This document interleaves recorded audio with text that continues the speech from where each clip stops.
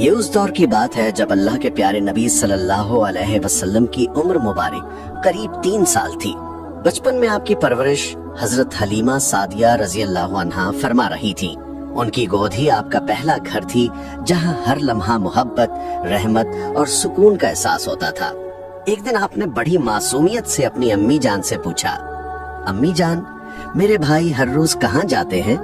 हजरत हलीमा सादिया रजी अल्लाह अन्हा ने मुस्कुरा कर फरमाया, बेटा, वो हर रोज बकरियां चराने जंगल की तरफ जाते हैं। ये सुनते ही आपने मासूम लहजे में अर्ज किया, अम्मी जान, मैं भी उनके साथ जाना चाहता हूँ। ये सुनकर हजरत हलीमा सादिया रजी अल्लाह अन्हा का दिल फिक्रमंद हो गया। उन्होंने प्यार से समझाते हुए फरमाया, नहीं बेटा, आप अभी बहुत छोटे हैं, जंगल का रास्ता आसान नहीं होता। तभी आपकी बहन हजरत शैमा रजी अल्लाह अन्हा ने अर्ज किया, अम्मी जान, कि जब मोहम्मद सल्लल्लाहु अलैहि वसल्लम हमारे साथ होते हैं तो बादल उनके ऊपर साया कर लेते हैं और धूप उन तक नहीं पहुंचती। अल्लाह ताला उनकी खास हिफाजत फरमाता है। ये बात सुनकर हजरत हलीमा सादिया रजी अल्लाह अन्हा के दिल को कुछ सुकून तो मिला, लेकिन ममता का दिल फिर भी बेचैन था। आखिर वो एक माँ थी। उन्हें अपने नन्हे बेटे को अपनी नजरों से दूर भेजने का ख्याल भी परेशान कर देता था। मगर जब रसूल पाक सल्लल्लाहु अलैहि वसल्लम ने बार बार बड़े प्यार और मासूमियत से साथ जाने की ख्वाहिश जाहिर की, तो आखिरकार उन्होंने इजाजत दे दी। वो जानती थी कि ये बच्चा अल्लाह की खास अमानत है, लेकिन माँ का दिल फिर भी हर लम्हा उसकी सलामती की दुआ करता रहा। अगले दिन अल्लाह के प्यारे नबी सल्लल्लाहु अलैहि वसल्लम अपने रज़ाई भाइयों के साथ बकरियां चराने जंगल की तरफ रवाना हुए। आपका अंदाज सबसे अलग था।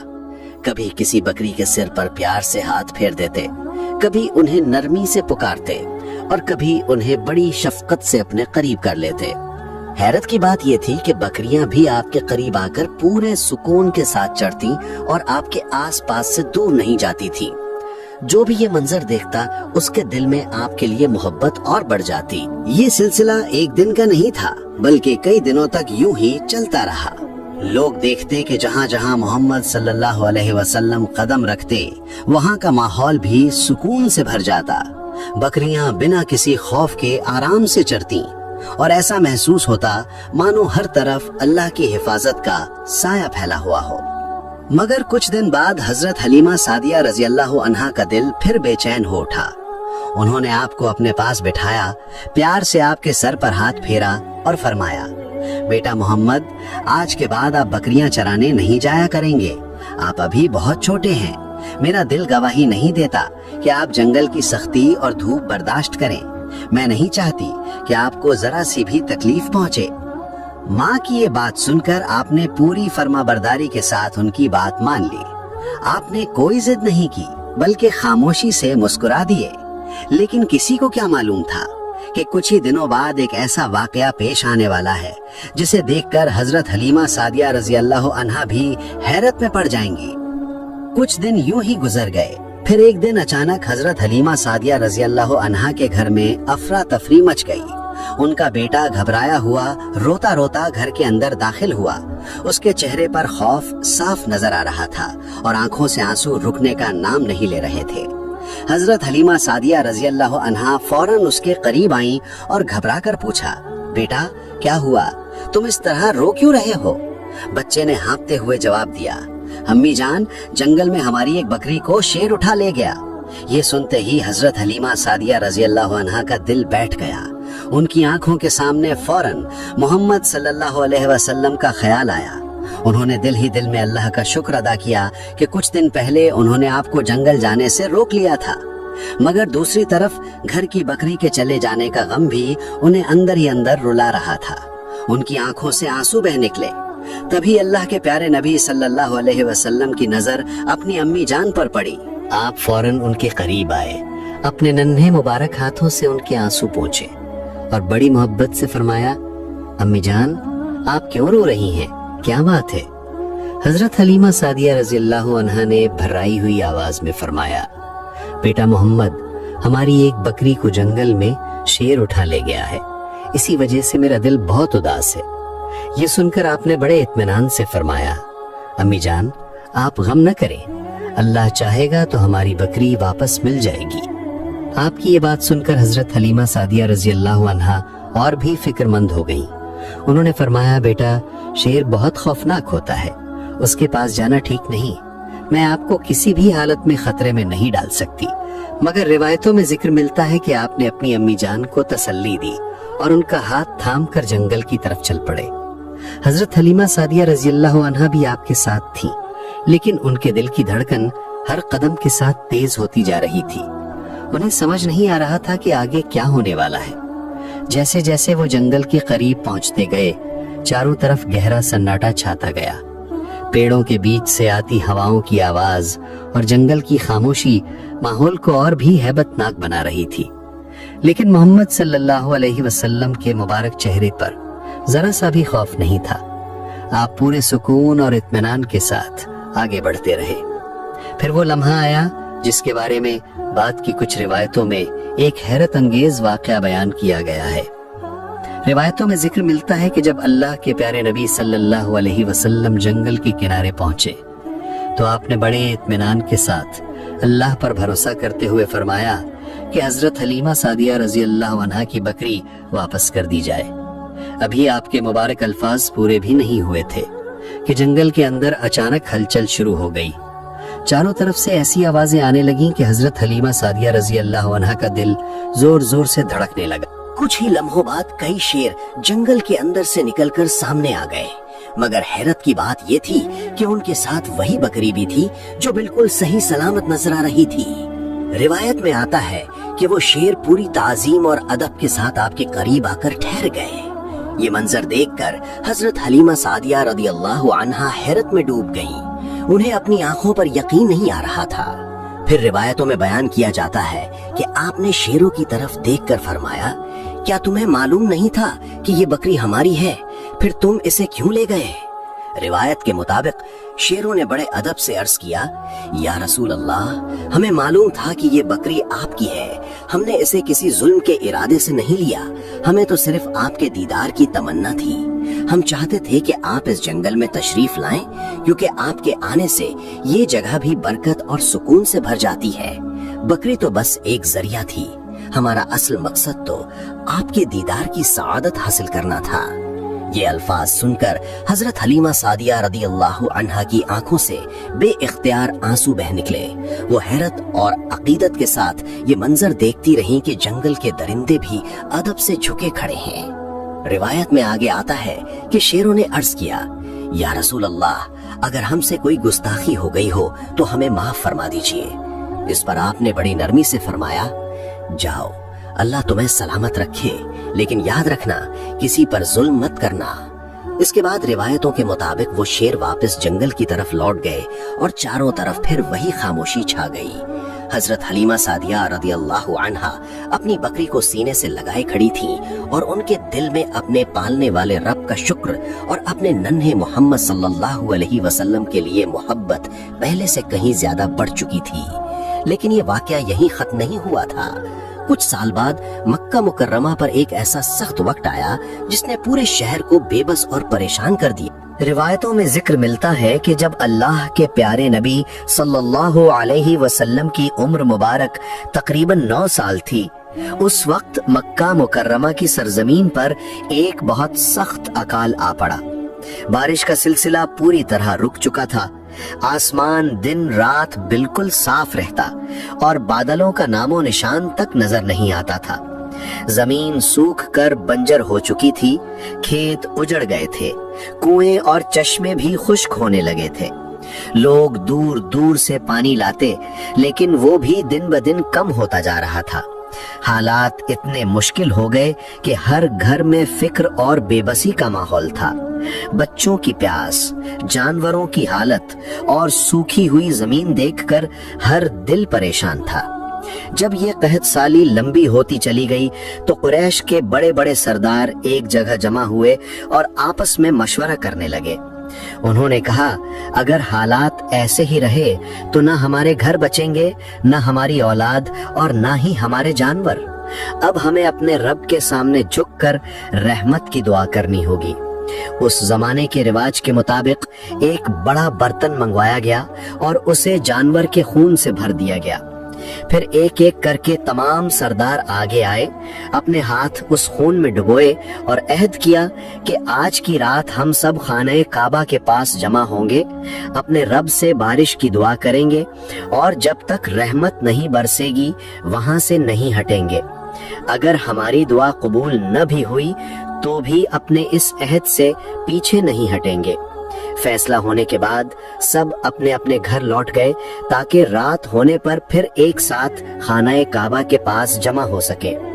انہی لوگوں میں اللہ کے پیارے نبی صلی اللہ علیہ وسلم کے چچا حضرت ابو طالب بھی شامل تھے۔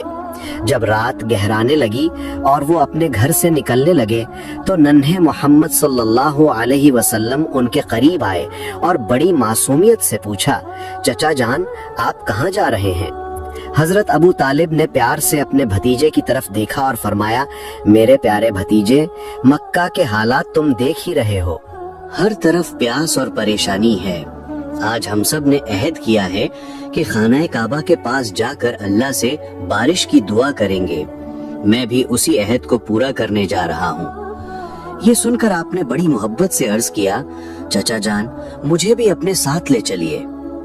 حضرت ابو طالب مسکرا دیے اور بولے، بیٹا وہاں مکہ کے بڑے بڑے سردار جمع ہوں گے، اگر میں ایک چھوٹے بچے کو ساتھ لے گیا تو لوگ کیا کہیں گے؟ مگر آپ نے پھر اسی معصومیت کے ساتھ چلنے کی خواہش ظاہر کی۔ آخرکار اپنے پیارے بھتیجے کی محبت کے آگے حضرت ابو طالب کا دل پگھل گیا۔ انہوں نے آپ کا مبارک ہاتھ تھاما اور دونوں ساتھ ساتھ خانہ کعبہ کی طرف روانہ ہو گئے، جہاں ایک ایسا منظر ان کا انتظار کر رہا تھا جس نے آگے چل کر سب کو حیرت میں ڈال دیا۔ جب حضرت ابو طالب اپنے ننھے بھتیجے محمد صلی اللہ علیہ وسلم کو ساتھ لے کر خانہ کعبہ کے قریب پہنچے تو وہاں قریش کے بڑے بڑے سردار پہلے ہی جمع ہو چکے تھے۔ روایتوں میں آتا ہے کہ ان کی تعداد 32 تھی۔ ان کے علاوہ مکہ کے بہت سے مرد، عورتیں، بزرگ اور بچے بھی وہاں پہنچ چکے تھے۔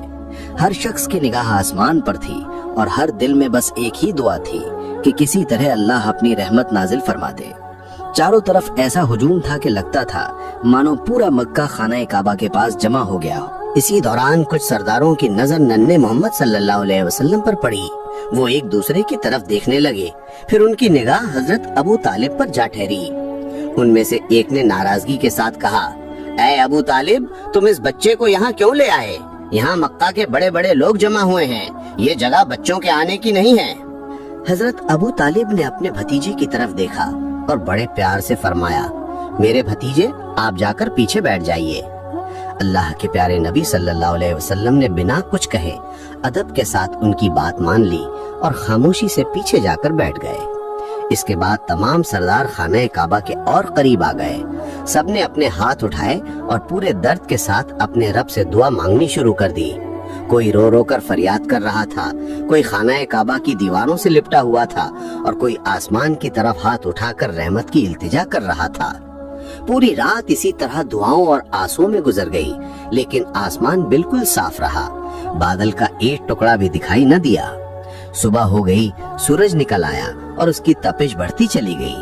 زمین پہلے سے زیادہ گرم ہو گئی، پھر بھی وہ لوگ اپنی جگہ سے نہیں اٹھے۔ وہ بار بار اپنے رب سے بارش کی دعا کرتے رہے۔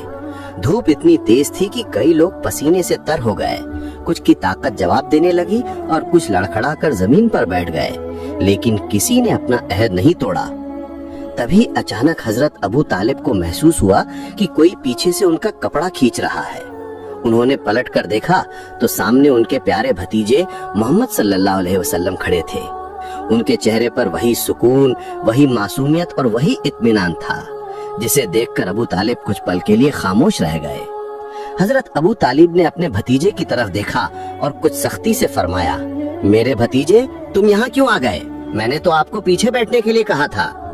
ننھے محمد صلی اللہ علیہ وسلم نے بڑی ادب اور نرمی سے عرض کیا، چچا جان اگر آپ اجازت دیں تو مجھے بھی اپنے رب سے دعا کرنے دیجیے، اللہ چاہے گا تو ہم پر رحمت نازل فرما دے گا۔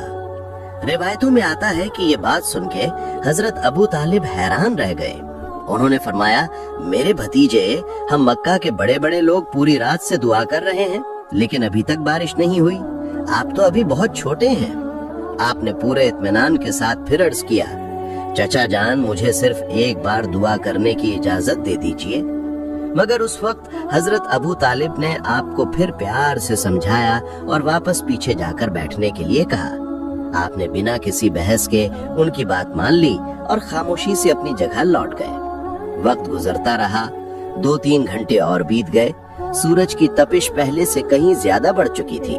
गर्म हवाएं चल रही थीं और लोगों की हालत बिगड़ती जा रही थी। इतने में हजरत अबू तालिब को फिर महसूस हुआ कि कोई पीछे से उनका कपड़ा खींच रहा है। उन्होंने पलट कर देखा तो एक बार फिर मोहम्मद सल्लल्लाहु अलैहि वसल्लम सामने खड़े थे। इस बार उनके चेहरे पर नाराजगी नहीं बल्कि हैरत थी। उन्होंने पूछा, मेरे भतीजे, अब क्या बात है?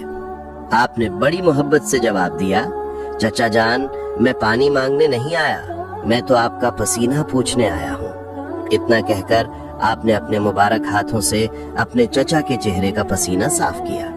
ये मंजर देखकर हजरत अबू तालिब का दिल भर आया। उन्होंने अपने प्यारे भतीजे को सीने से लगा लिया। उसी वक्त आपने फिर बड़े अदब से अर्ज किया, चचा जान, अब मुझे एक बार दुआ करने की इजाजत दे दीजिए। आपकी बात पास खड़े कुछ सरदारों ने भी सुन ली। उनमें से एक ऊंची आवाज में बोला, ए मक्का वालों, जरा इस बच्चे की बात तो सुनो। ये कह रहा है कि अगर ये दुआ करेगा तो बारिश हो जाएगी। उसकी बात सुन के कुछ लोग ताज्जुब में पड़ गए, जबकि कुछ सरदार नाराज होकर बोले, जब हमारी दुआ कबूल नहीं हुई तो इस छोटे से बच्चे की दुआ कैसे कबूल होगी? मगर आपने पूरे सुकून और यकीन के साथ फिर अर्ज किया, आप लोग सिर्फ एक बार मुझे अपने रब से दुआ करने की इजाजत दे दीजिए।